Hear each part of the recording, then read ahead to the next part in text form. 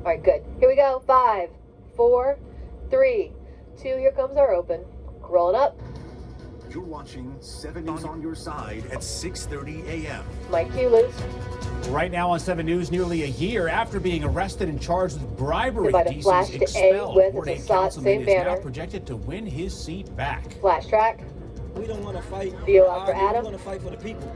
You know, that's what's most important to me. Mike Q. More on this political comeback as Treon White Adriana also must now prepare for his upcoming trial. White A chain. terrifying attack on a Fairfax County bus driver. This was caught on camera. What police want you to know as the search for the attacker is still ongoing. White and change. more of the same for your forecast. Hot, humid, a chance by for downstream storms. CG3 to Later camera on, 2 Eileen Whalen without. is watching the timing of those storms and the chance for some possible flooding. Well, straight to our top story this half hour. Expelled D.C. Councilman Treon White is now projected to return to his former seat. Good morning. I'm Adriana Hopkins. I'm Al Longo. White securing 30% of the vote in yesterday's special election for the seat he was expelled from back in February amid his federal bribery investigation. Well, the D.C. Board of Elections will not officially call the winner until August 8th. That's because they still have to count mail-in ballots, which are still being accepted until July 25th, as long as they were mailed by yesterday. Yeah, 7 News reporter John Gonzalez live outside the Wilson Building for us this morning. So, John, all of this coming as White is set to go on trial about 6 months from now. Flash. All right, John's got That's a vote absolutely on right. here. Good morning, Adam. It appears for now Camera the 2, comeback 2-shot is tight. complete for once embattled Councilmember Treon Stand by White. C with. Despite Camera an 4 to ongoing weather corruption Bam, case 4 to weather and the Bam. fact that he was already expelled once this year by his colleagues. You mentioned those mail-in ballots. They're still trickling in. Final results are due in early August, but already residents in Southeast D.C. are weighing in. We spoke to voters who say White has done more for this community than most and deserves a second chance. But others say the ward needs new leadership. White's win will immediately test the council. It was back in early July. Members chose not to pass legislation that would have barred him from running again or prevent another expulsion. Council Chair Phil Mendelson and colleagues will now have to decide, respect the will of Ward 8 voters or remove White once again. Take track. Well, we gotta have a meeting. I'm having a Out of private this, meeting stand by round 5 with. to make sure our priorities are ward are heard. And after introduction, walk through the weather. Agenda. I plan on explaining to the other members. I'll go leader. Figure out what we agree upon. We can talk all day what we disagree upon. You got a banner for me? We gotta figure out what can we agree upon, and that's the work of a leader. Take live cue, John. Phil Mendelson's chief of staff told me Stand by yesterday that downstream he was not going to make any CG3 to remarks Cam 1 during with. this special election. desk. We'll have to wait and see if the chairman does speak today. In the meantime, White's trial is set to begin in January. For now, he gets ready to return to the dais. And he did also mention last night the Commanders. He said he does support a new stadium in the district, but wants way more concessions for his constituents.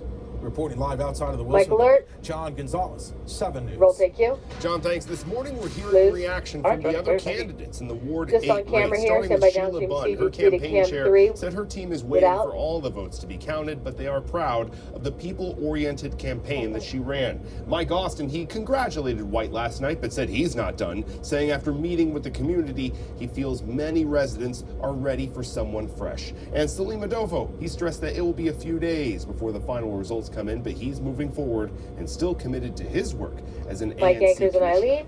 Roll take you. All right, well, let's check on your traffic and weather always together. Yeah, Eileen Whalen here to Stand by discuss downstream that and CG3 more. sub So we 1 expect some without. storms to roll in later today. Yes, if you Camera have 1 evening rock. plans, be mindful of some of the storms that could be maybe having you move indoors. I Roll know take. some folks have some outdoor plans later today, Camera whether the kids 3 have lock, sports 1 practices, rock. swim meets, etc.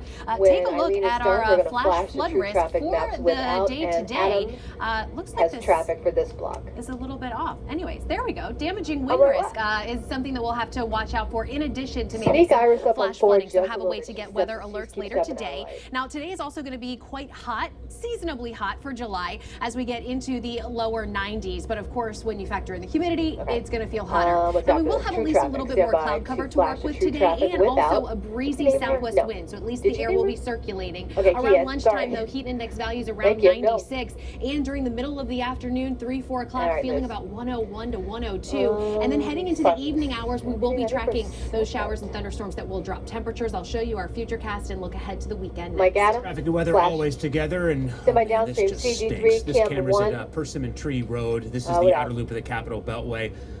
From Montgomery County heading towards the American Legion Bridge, and it is just slow. Nobody wants to be dealing with that right now. They were picking up a work zone. Traffic got better. Now it's worse. So keep an eye on that if you have to go that area. 395 southbound got some lanes clearing at 27, but traffic looks like it's moving well in both directions. A tree down in Brandywine at Croom Road. That's got the road blocked southbound after Baden-Naylor Road. And then one other thing to talk to you about here in Laurel. 198 is closed at eastbound US 1 and 197 due to some construction. Roll take Q. Only on 7 News, the parents of a young man who was fatally shot a year ago. They are pleading for help in solving his murder. 24-year-old Shahid Omar Jr. was killed outside Wise High School in Upper Marlboro. He had just attended a vigil for 3 of his friends who were killed in a crash days earlier. Take track.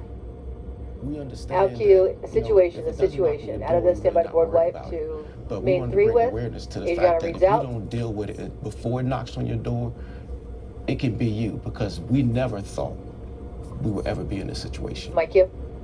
Omar's parents held a rally last weekend, and they are urging the community to help solve the murders of their son and 2 other young men who were shot and killed. Prince George's County Police tell us homicide detectives remain committed to all 3 cases. Now to new details on the attack of a 70-year-old bus driver. So take a look. That attack was caught on camera. Police say this man went to the front of the connector bus as it was stopped at an intersection. They say he repeatedly hit the driver and even dragged him off the bus. Police are calling this a significant assault. Take track.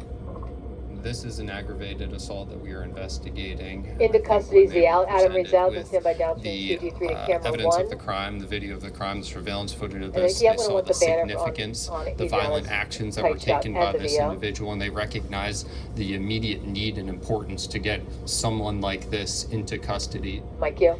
Now, the bus driver was taken to a hospital and is expected to be okay. There's now a $3,000 reward if you can help Fairfax County Police find this man. Well, now to the crackdown on illegal house parties in Montgomery County. The council just passed a new bill which increases the fine for throwing unlicensed for-profit house parties by almost 200%. 7 News has covered illegal house parties in the past, including this one in the Woodfield Estates community in Gaithersburg last summer. Now, the new bill makes it harder for people to apply for a house party license. And if you don't get the right paperwork, the fine just jumped from $25 to $5,000. You could also get slapped with a maximum fine of $15,000 for repeat violations. The council says this new bill does not include gatherings like quinceañeras, sweet 16s, or backyard weddings. To our continuing coverage of January's mid-air collision over the Potomac River, a new bill is aiming to prevent another tragedy like that. That collision that claimed the lives of 67 people. Texas Senator Ted Cruz unveiling legislation yesterday saying it'll add several safety measures, including requiring all aircraft to use satellite technology that allows them to send and receive data with other aircraft in the area.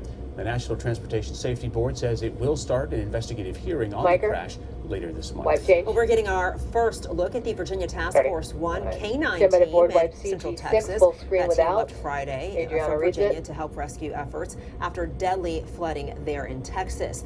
And a reminder, 7 News and our parent company, Sinclair Broadcast Group, are partnering with the Salvation Army to provide relief in the Texas Hill Country. Scan this QR code on your screen if you'd like to donate. Your contribution will go toward providing meals, hygiene kits, safe shelter, and assistance to survivors and first responders on the ground. Covering Virginia, and a group of Arlington parents say their efforts are paying off. After 2 years of asking that a literacy program be put into place, the parents tell us that the school system has finally agreed to do it. 7 News reporter Kelly Lynn with us live outside the Syfax Education Center to share what she's learning about how the program works. Hi, Kelly. Flash.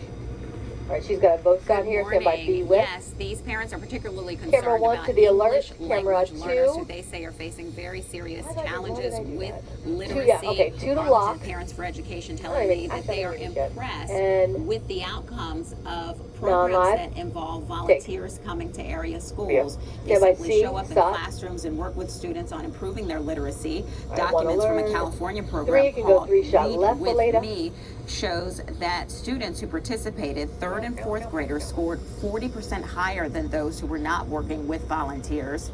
This is what AP board member Sheila Kelly shared with me about the program's success. Take track. Just by having volunteers go in and have the literacy children outcomes. volunteers See if I go back once or to twice router a week for 7 just 30 with, minutes. and then she'll have a full shows tremendous increases in literacy outcomes. Take live. And I did reach out to Arlington Public Schools to learn more about that literacy program that's coming to the school system. The representative did not give me many specifics, but did say in a statement, we are excited to expand this program for the 2025-26 school year. This is part of a broader effort to increase volunteers in our schools. We're continuing to work out the details and which schools will be included. If you'd like to sign up to be a volunteer for my downstream CG3 camera 1 alert for our T's. homepage. Live in Arlington, Kelly Lynn. Mike alert. Roll take Q. Muse. Kelly thanks a Georgetown professor was called out on Capitol Hill and has now been stripped of a title after a tweet he allegedly sent out. I'll tell you what happened next from the alert desk. Wipe. And Republicans looking to redistricting to pick up some seats in the House, the state that they're eyeing that for, and the response from Democrats. And we're keeping watch of your forecast. Here's a live look outside on this cloudy start to your Wednesday. Eileen is back next with today's showers and storm chances, and we have a real-time traffic information all morning long for you, scrolling at the bottom of your screen. And we're in break. And it's triggered. Fade all. All right.